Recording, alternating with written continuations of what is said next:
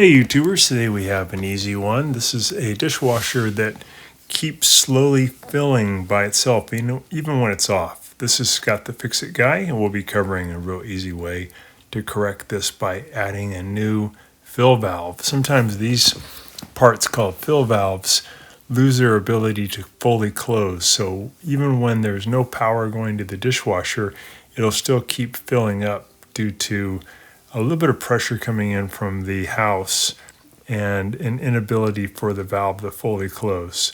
So to replace it is pretty inexpensive and pretty easy to do. You can get one of these fill valves for your dishwasher from Amazon for about 20 bucks or less, and it'll only take us a few minutes to do. So first things first, make sure you've unplugged your dishwasher and turn off the water going to the dishwasher underneath the sink. And now we are just showing you kind of what's happening inside. It's got some water that builds up slowly, and eventually it actually goes out and can flood the kitchen floor, and it's just due to that valve not fully closing. So to remove it, it's pretty easy. All we're going to do, again, after we got it unplugged and have the water turned off, we take out these two Phillips head screws that are on the kick plate underneath the dishwasher door. And that's going to allow us really easy access to the fill valve. This is pretty true in most types of dishwashers. The fill valve's usually located in the front to the left. Next is just a few Phillips head screws we're going to take out here that are holding on the fill valve. And what I've done to get to these screws is just opened up the door to about a 90-degree angle. It actually gives me a little bit more room to work. So I'll pull out those two Phillips head screws, and then the bracket that's holding on the fill valve will be disconnected, and I can pull the fill valve down a little bit and then pull it out toward me to be able to disconnect the two power wires coming in. Again, make sure you have it unplugged, and also the water supply. Helping you, please consider pressing down in the lower right-hand corner of your screen the subscribe button, and that really helps our channel. So now we're using some needle nose pliers to pry down on the spade connector that's bringing power to the fill valve. Again, make sure you have it unplugged. So we got one off, and then we're going to pry off the second one. Sometimes these come off really easy, and sometimes you have to wrestle them off. These were a little bit hard to get off. I'm going to pull the valve toward me. There's a black hose here that's taking water from the fill valve to the dishwasher. I'm going to cut it off using some diagonal pliers. If you don't have those, you can use like a small screwdriver to kind of pry this one open.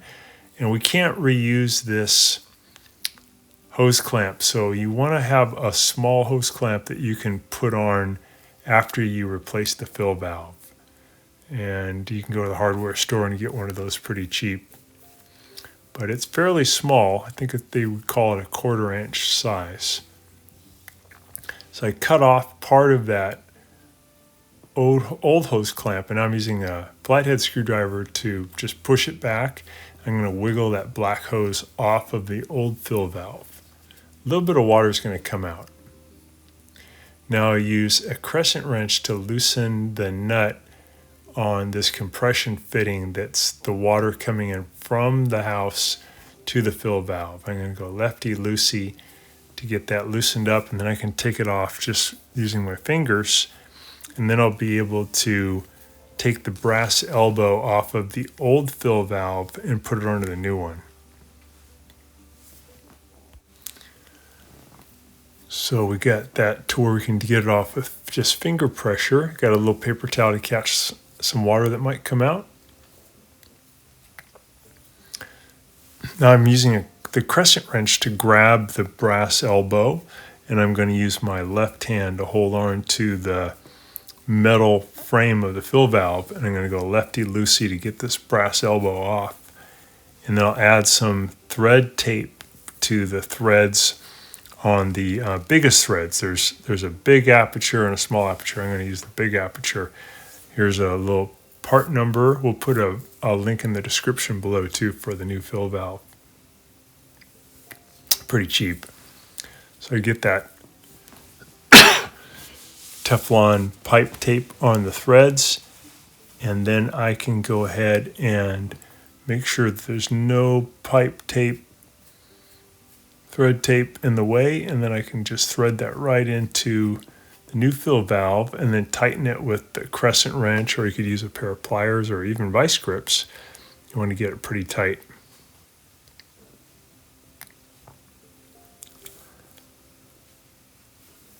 And once you get it tight, it's good to try to get the brass fill valve to or elbow to fit and point in the same direction as the white plastic piece. So I've got it all connected now. I've got the hose connected back. I got the spade connectors connected back. I've got the silver compression fitting connected back. I'm just going to put in a couple of Phillips head screws to hold it in.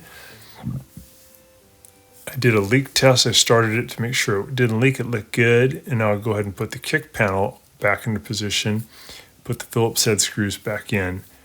And then we're going to also go over real quickly how to clean the filter too, which is pretty easy to do, but good to do now and then so that your dishwasher will operate really well. Just tightening up those 2 Phillips head screws.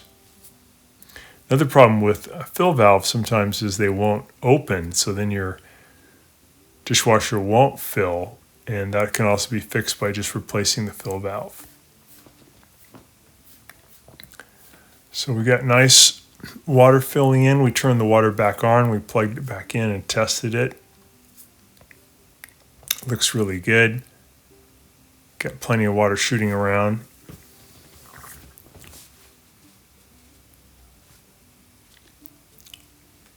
So you can cancel by just pressing that same start button, or you can use it to start the cycle.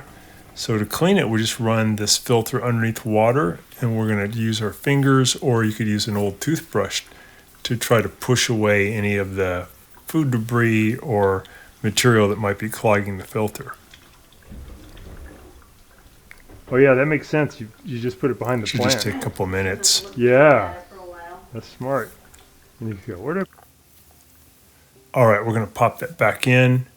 So in this case, in this dishwasher, we're going to put in the round part first. The actual fine filter will go into the sump area, and then we'll go ahead and push the macro filter, or bigger filter, into the screen filter.